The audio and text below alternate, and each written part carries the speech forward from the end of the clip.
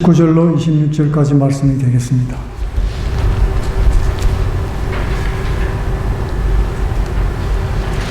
조금만 올려주시면. 네. 감사합니다. 요한복음 4장 19절로 26절까지 되겠습니다. 제가 봉독하겠습니다. 여자가 가로되 주여 내가 보니 선지자로소이다. 우리 조상들은 이 산에서 예배하였는데 당신들의 말은 예배할 곳이 사대 여자의 내 말을 믿으라. 이 산에서도 말고 예루살렘에서도 말고 너희가 아버지께 예배할 때가 이르리라. 너희는 알지 못하는 것을 예배하고 우리는 아는 것을 예배하노니 이는 구원이 유대인에게서 남이니라.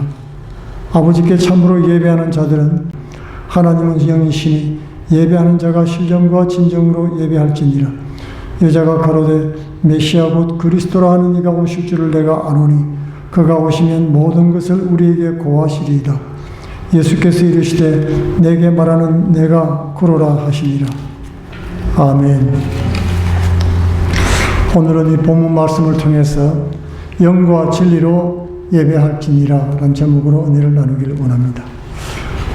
창세기 4장에 보면 가인과 먼저 나온 이야기입니다. 왜 인간이 에덴에서 쫓겨난 후에 가장 먼저 제사 얘기를 기록했을까요? 여기는 인간에 대한 하나님의 마음이 담겨 있는 것입니다. 쫓겨난 아담과 하와를 다시 만나고 싶은 것입니다.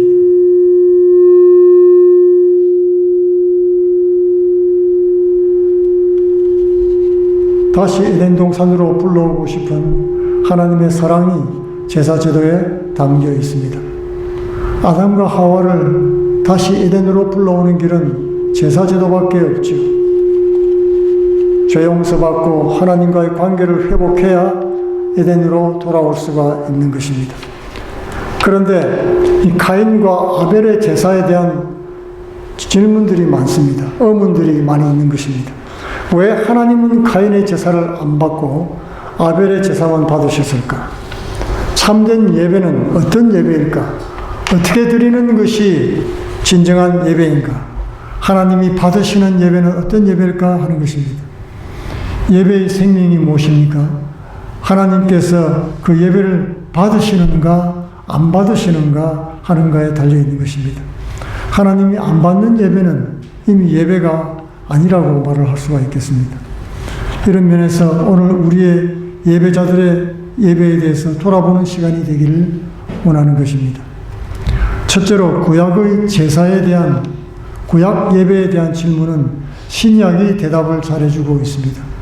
요한복음 4장 25절에 곧 그리스도라 하는 이가 오실 줄을 내가 아노니 그가 오시면 모든 것을 우리에게 알려주시리이다. 수가성에서 만난 여인의 입을 통해서 말씀해 주었습니다. 예수님이 제사와 예배에 대해서 잘 알려주실 거라는 말씀입니다. 여자와의 대화는 물 좀 달라는 것으로 시작이 되었습니다. 물은 육신의 목마름으로 시작해서 이 대화는 영적인 갈망으로 바뀌어 갔습니다. 그리고 예수님은 가서 내 남편을 데리고 오라고 했던 것입니다. 여인은 남편이 없다는 말이 옳다. 너에게 남편 5이 있었고 지금 있는 남편도 내 남편이 아니라고 말씀을 했던 것입니다. 여자는 깜짝 놀랐습니다. 자신의 숨은 이야기를 알고 있는 것입니다. 여자가 가로되 주여 내가 보니까 우리 조상들은 이 산에서 예배를 드리라고 했는데 당신들 말은 예배하는 곳이 예루살렘이라고 합니다. 어느 것이 더 맞습니까? 라고 물었던 것입니다. 왜 갑자기 여자가 남편 5 데려오라고 하는데 남편 5과 예배와 무슨 연관이 있을까요? 여인은 채워지지 않는 갈급한 영혼이었습니다. 남편을 5이나 두었으니까 그 얼마나 험난한 인생을 살았겠습니까? 쫓겨나기도 하고 도망가기도 하고 숱한 고난을 겪었습니다. 이제 인생에 대해서 너무나 간절한 마음을 가지고 있었던 것을 예수님께서 하시고 수가성 여인을 만나러 오신 것이었습니다. 그리고는 어디로 가면은 하나님을 만날 수 있겠냐? 실제적인 질문을 한 겁니다. 어디로 가면 될까요? 이 산에서 드릴까요? 예루살렘으로 갈까요? 그러면 하나님 만날고 예루살렘에서도 말라고 하셨습니다. 유대인으로서는 충격적인 폭탄 선언이었습니다. 예루살렘도 안 된다니까 너무나 혁명적인 말입니다. 그 오랜 세월 지어왔던 그 아름다운 예루살렘 성전에서 예배를 안 드리면 어디서 예배를 드린다는 말입니까? 예수님이나 엄청난 숫자도 핵심이 아니다는 것입니다. 하나님을 예배하는 장소가 중요하지 않으면 무엇이 더 중요하겠습니까? 주님은 오늘 하나님은 영이시다고 말씀했습니다. 그러므로 눈에 보이는 장소가 아니고 예배를 받으시는 그 분이 중요하다는 것입니다. 하나님이 중요한 것입니다. 우리 기도를 드릴 때도 누구한테 드립니까? 하늘에 계신 우리 아버지로 시작하지 않습니까? 그 대상이 중요한 것입니다. 올바른 대상이 중요합니다. 그러므로 예배의 대상이 누군가가 굉장히 중요하게 되는 것입니다. 예수께서는 너희는 알지 못하는 것을 예배하고 우리는 아는 것을 예배하노니 아버지께 참되게 예배할 때라고 말씀했던 것입니다. 우리가 예배하는 대상은 아버지 하나님, 하늘에 계신 아버지 하나님이시다. 그러나 너희들은 예배 대상을 잘 못 알고 우상과 혼합된 예배를 드리고 있다 말씀하신 것입니다. 23절에서 예수님은 우리 아버지라고 말을 했던 것입니다. 그리고 아버지는 지금 참된 예배자를 찾고 계신다고 말씀을 했던 것입니다. 그리고 아버지를 영이라고 소개를 했습니다.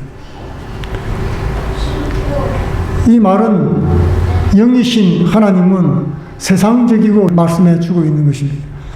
여기서 영과 진리를 두 번이나 진리로 예배하는 것은 어떻게 예배하는 걸까요? 원문 헬라에 보면은 성령과 진리 안에서 예배하라 그렇게 되어 있습니다. 하나님이 받으시는 예배는 예수께서 보내신 성령의 도움으로 드리는 예배인 것입니다. 성령이 인도하는 정해놓은 틀 속에서 기계적으로 그냥 따라가는 그런 예배가 아니라는 것입니다. 성령의 감동에 예민하게 반응하고 또 주님 말씀이 진리 안에서 하나님께 영광을 돌리는 것입니다. 우리가 찬양과 기도와 말씀을 증거하는 것도 다 이와 같은 것입니다. 성령과 진리 안에서라는 말씀은 거듭나는 과정과 관련이 많습니다. 진실로 진실로 내게 이르노니 사람이 물과 사람이 거듭나는 것도 성령의 도움으로 이루어집니다.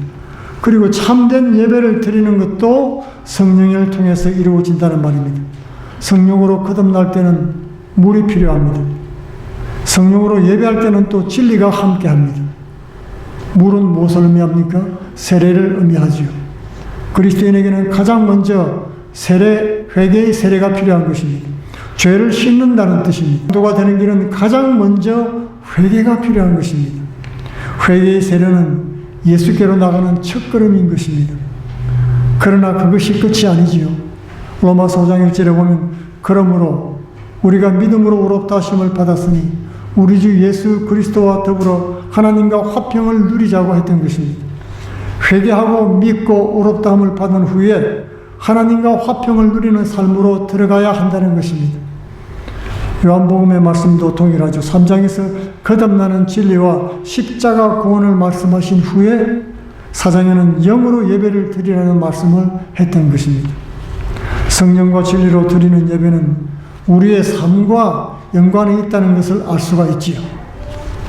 성령의 사람은 성령 안에서 살아가는 삶을 말하는 것입니다. 그러므로 세 번째로 구원받은 사람들은 성령과 진리를 따라서 살아간다는 것입니다. 그럴 때 그 예배를 하나님께서 받으신다고 하시는 겁니다. 로마서 12장 1, 2절로 그러므로 형제들아 내가 하나님의 모든 자비하심으로 예배니라고 말씀하고 있습니다. 여기서 너희 몸은 그릇과 같이 영을 담으면 영의 몸이 되고 혼을 담으면 혼의 몸이 되는 것입니다. 혼이 나간 사람은 육체가 되고 영혼이 떠난 사람은 죽은 몸이 되지요. 그래서 영의 몸은 거듭난 사람을 말하고 그리스도 안에 있는 사람을 말하는 것입니다. 그러므로 성령으로 예배한다는 것은 거듭난 신자가 성령과 더불어 진리의 말씀을 따라 예배한다는 것을 말하는 것입니다.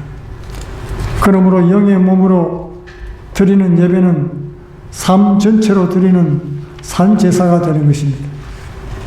거듭난 사람만 영으로 하나님 앞에 예배할 수 있다는 말씀입니다. 그리고 성령의 능력으로 진리에 순종해서 살아갈 때 그 예배를 하나님이 비로소 받으신다고 말씀하시는 겁니다. 거듭난 신자가 하나님의 영으로 인도함을 받는 데는 두 가지가 있습니다. 두 가지 방식이 있는데 하나는 강권 방법이 있고 다른 하나는 순종하는 방법입니다. 하나님이 계신 것도 알고 영으로 거듭났음에도 불구하고 불순종하는 삶을 살 때는 강권적으로 성령께서 역사하시지요. 여기 돛을 내리고 부두에 묶여있는 배가 하나 있습니다. 커다란 탑도 내렸습니다. 이 배를 성령께서 뉴욕에서 마이애미까지 움직일 수 있을까요? 당연히 성령 하나님은 옮기실 수 있습니다. 그러나 성령님은 먼저 번개를 내려쳐가지고 묶여있는 밧줄을 끊어내야 될 것입니다. 그리고 광풍을 일으켜서 큰 파도를 일으키고 배를 바다 쪽으로 밀어내야 됩니다. 그리고 계속 조리를 조절해서 플로리다 쪽으로 몰아가면 되는 것입니다. 하나님의 성령의 놀라운 기적 같은 인도하심이죠. 그러나 여러분 생각해 보십시오. 내가 만약에 이 배든지 만약에 내가 이 배에 타고 있다고 한번 생각을 해 보십시오. 얼마나 고통스러울까요? 그동안에 나는 배에서 넘어지고 엎어지면서 멀미하고 구토하면서 고통을 당할 것입니다. 그런데 반대로 이 배가 만약에 스스로 밧줄을 풀고 닻을 올리고 돛을 달고 있으면 어떨까요? 성령님은 약한 바람만 불어도 배를 마이애미까지 갈 수 있게 하실 것입니다. 나는 배 안에서 아름다운 자연을 누리면서 하나님을 찬양하고 여행을 즐길 수가 있습니다. 신자가 살아가는 방식에는 이 두 가지가 있는 것입니다. 야곱처럼 버티면서 자신의 꾀로 살아가면서 험악한 세월을 보내든지 이삭처럼 순종하고 자신을 드림으로 순탄하고 형통한 복을 받든지 하는 것입니다. 거듭난 신자는 성령과 진리를 인도하심을 받을 때 먼저 성령의 감동이 찾아오는 것입니다. 그 감동에 귀를 기울이면 순탄한 삶을 살 수가 있습니다. 그러나 그것을 무시하고 내 고집대로 살아가면 아주 험악한 인생이 기다리고 있게 되는 것입니다. 강권적인 성령의 역사가 내 삶 속에 마음문을 두드리십니다. 그리고는 묶인 밧줄을 살짝 풀어놓게 만드십니다. 닻을 올려놓고 돛을 달아놓습니다. 성령의 사람이 자신을 순순히 들여서 이렇게 순종할 준비가 되었을 때 그때는 기적의 광풍 대신 은혜로운 순풍을 불어서 성령의 역사를 이루어 나가실 수가 있게 되는 것입니다. 여러분, 어떤 사람들은 기적적으로 하나님을 만나서 놀라운 간증 도망가고 여행 다니고 그러다가 엄청난 교통사고를 당해서 온 가족이 죽을 뻔하지 않았습니까? 그걸 간증으로 하는 겁니다. 불순종하니까 하나님의 자녀는 하나님께서는 예레미야에게 모여드는 군중을 향해서 이렇게 말했습니다. 너희는 이것이 여호와의 성전이라 여호와의 성전이라 여호와의 성전이라 하는 거짓말을 믿지 말라고 외치게 명령했습니다. 백성들은 성전 밖에서는 말씀에 순종하지 않고 살았습니다. 그리고 우상을 섬기면서 살았기 때문에 그랬던 것입니다. 하나님은 그 성전 예배는 안 받겠다고 말씀하신 것입니다. 하나님의 임재 연습이라는 책을 썼던 로렌스 형제라는 분이 계십니다. 그 로렌스 형제는 내게는 부엌에서 일하는 시간이나 기도 시간이나 다르지 않다고 고백을 했던 것입니다. 하나님의 사람은 언제 어디서 무엇을 하는가가 중요하지 않습니다. 그것이 하나님의 영광을 돌리는 것이면 되는 것입니다. 일상에서 드리는 순종의 제사를 하나님은 기쁘게 받으신다는 것입니다. 예수님의 속죄자였던 그리스도스톰은 눈으로 악한 것을 보지 않을 때 그것이 제사가 된다고 했습니다. 보지 않을 때 그것이 제물이 된다. 여러분의 손이 불법을 행하지 않을 때 그것이 온전한 번제가 된다고 말씀했던 것입니다. 선행을 하고 손으로 구제하고 입으로 축복하고 손과 발과 입과 모든 다른 지체로 하나님 앞에 첫 열매를 드리는 것이라고 했던 것입니다. 그것이 신령과 진정으로 드리는 예배라는 것입니다. 처음으로 돌아가겠습니다. 하나님은 왜 가인의 제사를 받지 않았을까요? 창세기 4장 5절에서 7절에는 이렇게 기록되어 있습니다. 가인과 그 제물은 연락하지 아니하신지라. 가인이 심히 분하여 안색이 변하니 여호와께서 가인에게 이르시되 내가 분하여 함은 어찌미며 안색이 변함은 어찌미뇨. 내가 선을 행하면 어찌 낯을 들지 못하겠느냐. 선을 행치 아니하면 죄가 문에 엎드리느니라. 죄의 소원은 내게 있으나 너는 죄를 다스릴지니라. 하나님은 가인의 제물을 연락하지 않을 뿐 아니라 가인도 안 받았다고 말씀하고 있습니다. 가인과 그 제물이라고 했던 것입니다. 핵심이 무엇입니까? 가인이 가져온 제물은 안 받겠다는 것입니다. 네가 가져온 것은 내가 안 받겠다. 그런 말씀인 겁니다. 가인에게 무슨 일이 있었습니까? 가인은 하나님이 제사를 안 받으셨다고 분통해하고 안색이 변했습니다. 여러분, 가인의 평소의 성품이 어땠는지 짐작이 가지 않습니까? 내가 선을 행하면 어찌 낯을 들지 못하겠느냐. 평소에 선을 행하면 내가 왜 떳떳하지 못하겠느냐. 그런 뜻입니다. 선을 행치 아니하면 죄가 문에 엎드리느니라. 히든 드래곤, 크로칭 타이거라는 영화가 있었습니다. 영어 쌍박이라는 뜻인데 숨은 용과 히든 드래곤, 그죠? 숨은 용과 크로칭 타이거, 웅크린 호랑이의 싸움 정도로 해석이 되는 것입니다. 이게 웅크린 호랑이의 모습이 방심한 먹이를 노리는 짐승과 같죠. 선을 행치 아니하면 죄가 문에 엎드리느니라. 죄의 소원을 다스리라. 그렇지 않으면 문 앞에 웅크리고 기다리는 죄에게 먹히고 만다는 뜻입니다. 평소에 선하지 않았던 그의 삶을 지적하신 것이었습니다. 미움과 분노와 죄로 울룩진 삶을 돌이키지 않고 회개 없는 분노의 제사를 하나님 앞에 드렸던 것입니다. 하나님은 그 제사를 받을 수가 없었습니다. 예수께서도 제사를 드리다가 형제에게 원망 드릴 일이 생각이 나거든 제물을 제단에 두고 가서 형제와 화해하고 난 후에 와서 제사를 드리라고 하셨던 것입니다. 그래야 하나님께서 그 제사를 받으신다는 것입니다. 그것이 바로 구약의 속건제의 정신이기도 합니다. 구약의 제사에는 여러 가지가 있는데 속죄제가 있고 속건제가 있습니다. 이 속죄제는 하나님께만 범죄한 겁니다. 하나님께만 회개의 제사를 드리면 돼요. 이웃과 관계없는 계명이라든지 불순종했을 경우 그때 하나님께만 드리는 게 속죄제입니다. 그러나 사람과 하나님께 동시에 죄를 지었을 때 그때는 먼저 형제에게 가서 용서를 구하고 죄값을 갚고 그런 다음에 하나님께 와서 속죄하는 제사를 드려야 됩니다. 그것이 속건제입니다. 그래야 하나님께서 그 제사와 제물을 받으시는 것입니다. 그것이 예수님이 말씀하신 제사 정신이라고 하는 것입니다. 삶이 따라오는 제사를 드리라고 하는 것이죠. 종교개혁자 루트는 예배를 간단하게 한마디로 표현을 했습니다. 찬양을 통해서 주님과 말씀을 나눈다. 예배는 하나님과의 만남이고 교제란 말입니다. 하나님께서 받으시는 예배는 성령으로 거듭나고 진리에 순종하여 사는 것이라고 말씀했던 것입니다. 그럴 때 성령께서 우리를 도우셔서 모여서 드리는 예배가 온전해지도록 역사하는 것입니다. 그리고 그 은혜를 담고 다시 세상에 나가서 몸으로 산제사를 드리며 살게 되는 것입니다. 그런 삶이 하나님이 받으시는 예배입니다. 예수 그리스도의 은혜로 하나님 음성을 들을 때 기도와 찬양으로 경배하시기 바랍니다.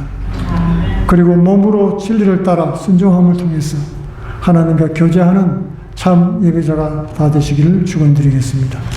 같이 기도하겠습니다. 고마우신 아버지, 우리가 하나님의 은혜를 났음에도 불구하고 주의 뜻대로 성령 안에 예배드리지 못하며 우리의 고집과 우리의 죄악을 그대로 품고 있었음을 고백합니다.